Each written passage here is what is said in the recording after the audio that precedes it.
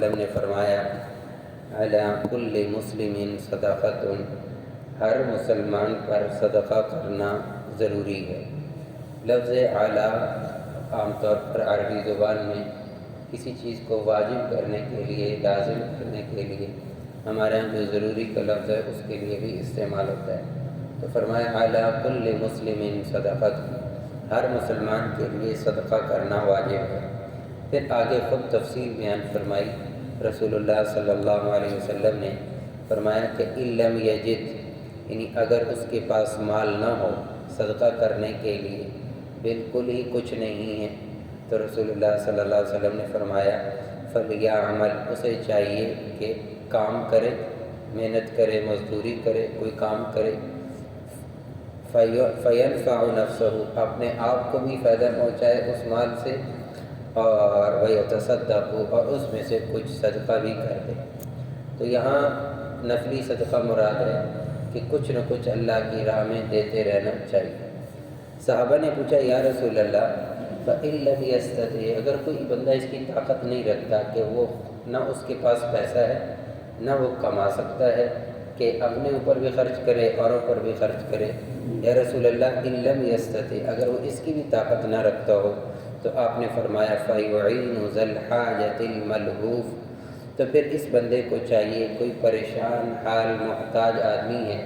اس کو فائدہ پہنچا دے، اس کے لیے کوئی نہ کوئی کام کر دے، اس کی مدد کر دے، کسی بھی پریشان آدمی کی، کسی بھی محتاج آدمی کی، تو یہ بھی اس کے نام اعمال میں صدقہ لکھا جائے گا۔ صحابہ نے پوچھا یا رسول اللہ فإن لم يفعلوا، اگر وہ یہ بھی نہ کر سکے، یا کوئی ایسا موقع نہیں ملا، ایسا نہیں کر سکا، رسول اللہ صلی اللہ علیہ وسلم نے فرمایا پھر یہ کرے کہ یأمر بالخیر، پھر ہر بندے کو جو بھی ملے اچھی بات کہے، نیکی کی بات کرے، نیکی کا حکم کرے، کوئی بھی نیک کام اس کو بتا دے، تو یہ بھی اس کے نام اعمال میں صدقہ لکھا جائے گا۔ صحابہ نے آخری سوال کیا یا رسول اللہ یہ بھی نہ کر سکتے، کسی کو کہہ بھی نہیں سکتا نیک کام کا،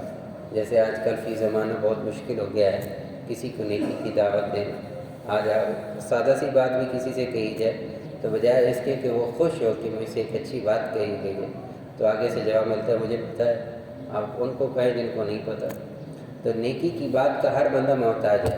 وَذَكِّرْ فَإِنَّ الذِّكْرَ تَنفَعُ الْمُؤْمِنِينَ،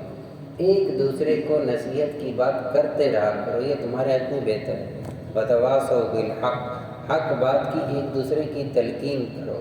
یعنی جو بات ہے اگلے تک پہنچاؤ، اس سے کیا ہوگا،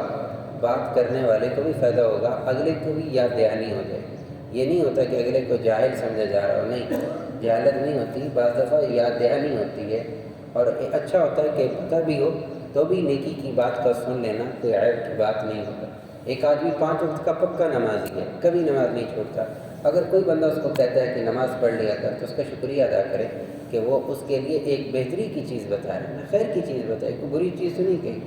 اگر کوئی آدمی قرآن پاک کی تلاوت کرتا ہے، کوئی کہتا ہے آپ تلاوت کیا کریں، تو اس نے اچھی بات ہی کہی ہے، اس میں کوئی حرج کی بات تو نہیں ہے۔ اس لیے کھلا دل ہونا چاہیے اس معاملے کے اندر۔ کوئی بھی نیکی کی بات، کوئی بھی خیر کی بات اگر کام تک پہنچتی ہے، اگلے کا شکریہ ادا کرنا چاہیے کہ آپ کا شکریہ کہ آپ نے مجھے ایک اچھی بات کہی ہے، بری بات۔ صحابہ نے پوچھا یا رسول اللہ اگر یہ بھی نہیں کر سکتے، تو آپ صلی اللہ علیہ وسلم نے پھر آخری بات فرمائی کہ جو ہر بندہ کر سکتا ہے، فرمایا فَيُمْسِكُ عَنِ الشَّرِّ، اپنے آپ کو برائی سے روک لے، اپنے آپ کو گناہ سے روک لے، کسی کے ساتھ زیادتی نہ کر، کسی کے ساتھ ظلم نہ کر، کسی کے ساتھ برائی نہ کر، تو یہ کر لے، یہ تو کر سکتا ہے، یہ بھی تیرے نام اعمال میں کیا لکھا جائے گا، صدقہ لکھا جائے گا۔ اور بڑی عجیب حدیث ہے، رسول اللہ صلی اللہ علیہ وسلم نے فرمایا اللہ فرماتے ہیں، کتنی بڑی بات، نبی علیہ السلام فرمائے اللہ فرماتے ہیں انفق یا ابن آدم انفق علیک، میرے بندوں پہ خرچ کیا کر، اللہ کہہ رہے ہیں اللہ تجھ پہ خرچ کرے۔ یہ عجیب بات، انفق یا ابن آدم، اے ابن آدم تو خرچ کیا کر، انفق علیک، تیرے اوپر خرچ کیا جائے گا، اللہ تجھے دے گا۔ یہ تو پھر تجربے کی بات ہے،